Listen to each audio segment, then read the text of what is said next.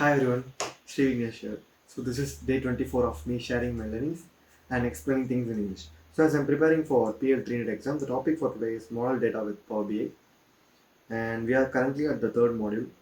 Uh, the name of the module is a Design Semantic Model in Power BI. So the topic for today is define data granularity and work with relationships and cardinality. So let's move on to the notion. So what is data granularity? So I think I'm pronouncing it right.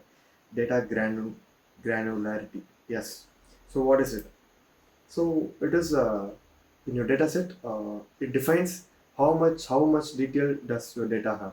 So the level of detail and the depth of information that are represent in the data set.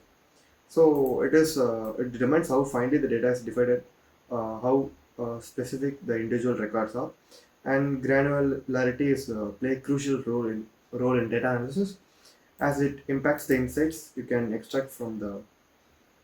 extract and the performance of your report. So data granularity is a level of detail and the depth of the data your data set is having. So it depends on the data set and it affects the two major factors of the uh, report. One is the insights you get, and the other one is the performance of the report. So let me explain the why. So high versus low. So there are two type of data granularity. One is high, the other one is low. So let's see the differences between both. And the first one is high granularity, and the second one is low granularity. The level of detail, it will be high in the granularity, which is a high granularity. It will be high, and in the low granularity table, it will be summarized and grouped. So the data size will be larger and it will have more records in the high one, and the and it is quite opposite to the low granularity. And the purpose is, if you want to do an in-depth analysis and identify such patterns, you need a high granularity data. And if you want to find the overall trend, or you want to see the broader research or broader analysis, you can have the low one. And the performance of the report, comparing to the low, high will be very taking so much of performance because it has more data, so it will affect the performance negatively. But when it comes to low granularity, it will be very fast in terms of processing and showing the visuals to you. So that's it about the high versus low. So let me show an example. So this would be a high data granularity table. So it will be something like this. As you can see here, it has transaction date, the transaction ID, the exact date, the product, the customer, the city, and the amount. You can you can go deeper and analyze and do your analysis based on the customer, the date, and the product, and the every aspect in the table. It provides a wider range of mm, analysis, and you can go in depth as you can see you can do the analysis based on which date the customer has been purchased the product and so on, like that. And if you see the low data granularity, and it is, as you can see, it is very less in terms of column and data. So the filtering option is also very less, so you can see only the total sales by city and by month. So this is a broader range of analysis. You can what do you say, you can uh, extract only the trends from this table. You cannot do in-depth analysis based with this table. So let me show one practical example. Let's go to Power BI, and the thing I have explained, right? So the both tables I have in Power BI dataset. So I can go to the table. Sorry, I can go to the report view, and I can show you by putting a cluster bar chart. Sorry, not a cluster bar chart. I can explain it by table visual. So now I have a lower granularity table here first. I'll go here and say I want a city and month. So and month and total sales. So now I can see the uh, table with the city and month only. So in January month, for Bangalore, I have this much amount. So this is the uh, granularity I have here. So this is very low, and the lower the granularity, the higher the aggregation. So the granularity is very low here. So the aggregation is very high in numbers, in terms of numbers. So this is how you can remember the granularity. And when I have the high granularity table, so I can go to here and I say date, and I can say city, I can say customer, I can say product, so and I can say an amount. So now we have the amount is divided into many aspects. So in January in Bangalore, the customer Alex buys a smartphone using the this amount. So this gives an additional meaning and extra insights from the data. So this is the use case of higher and lower granularity. So this depends on the data set you have. If you want to do a broader research or broader analysis, you can have the lower granularity table. It is completely fine. And if you want to do an in-depth analysis, it is better to have a higher granularity table. So yeah, that's it for data granularity. And and the next topic is, so let's see. So the next topic here is work with relationships and cardinality. So what is relationship here? So unlike other database like a SQL and other database, we have to what is it? We have to particularly mention relationship by using the join or union kind of statements. But in Power BI, it relationship is directionality will be automatically detected by the Power BI itself, or we can um, custom it by using manage relationship option. So this is the thing here. It is an advantage, and there are many relationship types is also there. The first one is one to many or many to one relationship. So let's see the in detail. So many instance of value in one column to related to the single unique of the other column.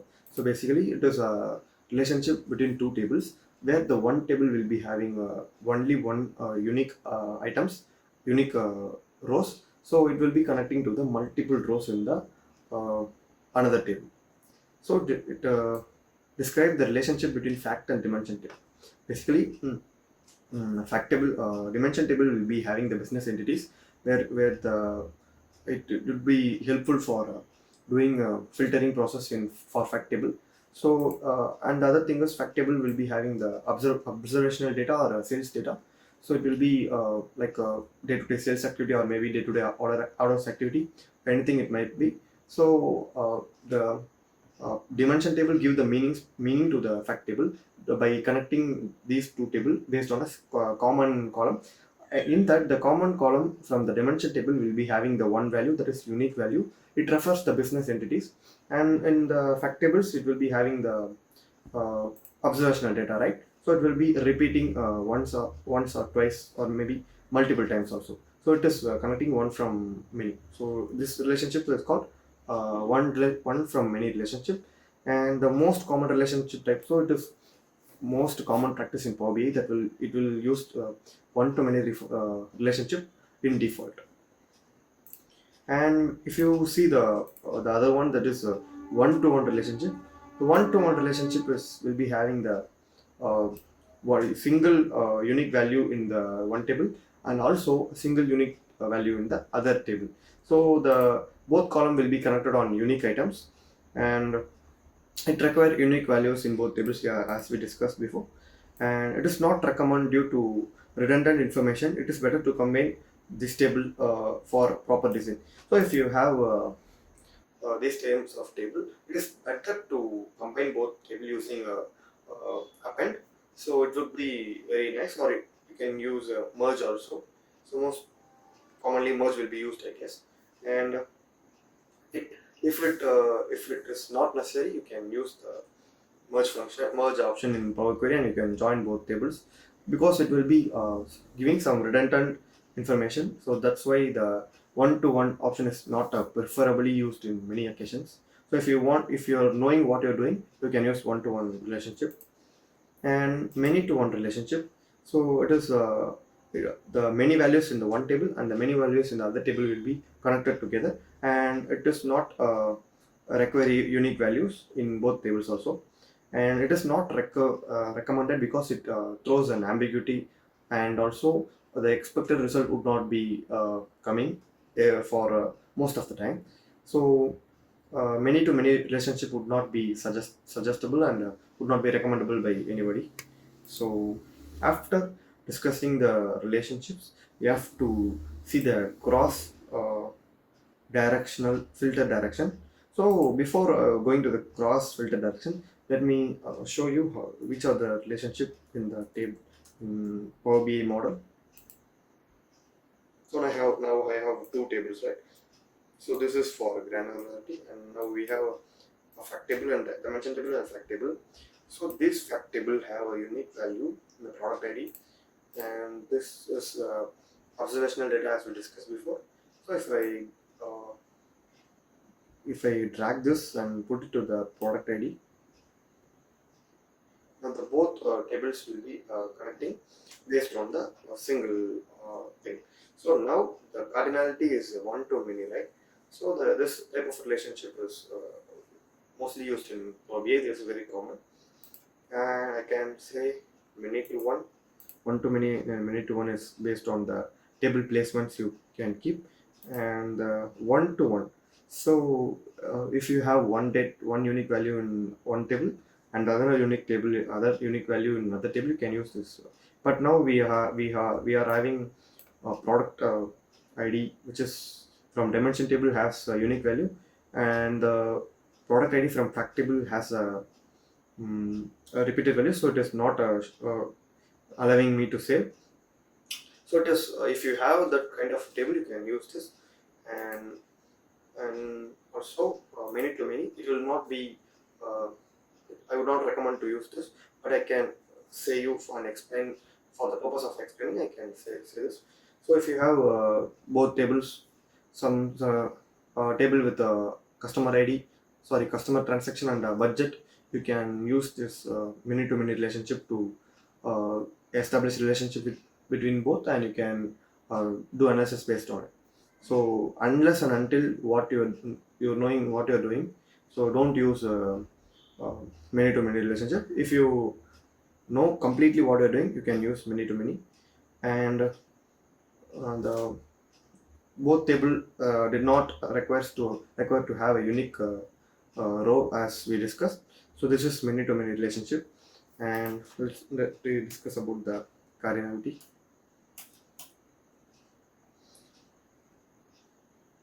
So yeah, so before that we have to discuss the cross filter direction. So there are two types of filter direction in Power BI. One is cross single cross filter direction. So the symbol of it would be like this, and the other one is bi-directional or cross filtering option. So the uh, symbol of this would be like this. So I will show an example here. So if I took the dimension table and if I put it here, it will be showing the cross filter direction, right? So one is single, the other one is both. So if I click single and I save, so it is taking some time. So basically it would take some time to establish relationship with Power BI. You have to be patient for some time.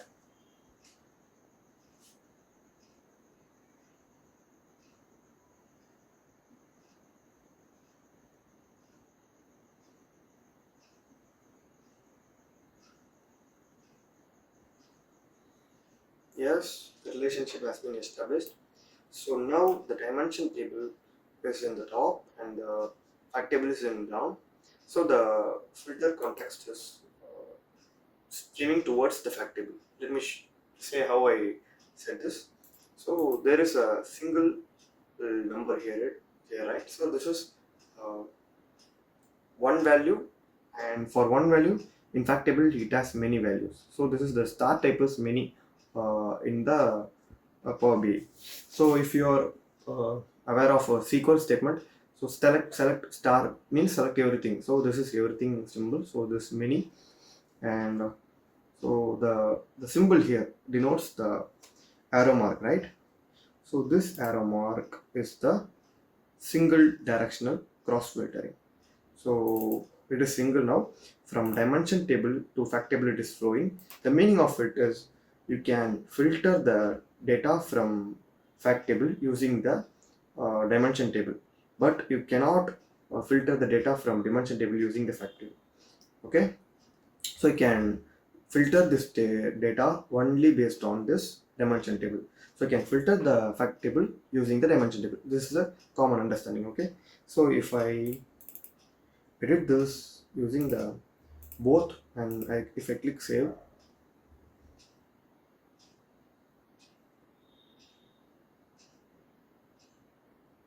so now the arrow mark has become two sides. So it is flowing from fact to dimension and dimension to fact. So now you can filter however you want. You can filter from dimension table, and you can filter the fact table using dimension, and also dimension table using fact. So this will be not suggested every time, unless and until if you know the real purpose of doing this. And yeah, it is not suggested, recommended basically. And if you want to do this, and if you have the right purpose to do this, please go ahead. And yeah, so this is about the cross filter direction, and the cardinality and the cross filtering direction. So how this cardinality, this relationship and relationship between table and cross filtering works. So if you have a one to many relationship, so this is one table, one unique value from one table, and the many values from the other table. This supports single single direction filter and also bidirectional filter. So as we see now, so if you have one to one relationship, it will only have the bidirectional filter. So if you have one to one relationship, it will not support the single directional filter, single directional cross filter. It will support only bidirectional filter. And if you have the many to many relationship, it will support both, like a single and also double. So let me show a practical example. So now I have selected this, and I say many to one here, and I have both single and both is available here, as we seen here. One to many is single and both. And if I say this, one to one, so as you can see that by default it will change it to the both, and there is no single option here. And if you can see for many to many, it supports single and also both. Single from dimension, single from fact. It is another update, and you can choose which single you want. Yeah, so that's it about the relationship, cross filter and directional, cross filter direction, and cardinality and cross filter direction also. So that's it I had for this video.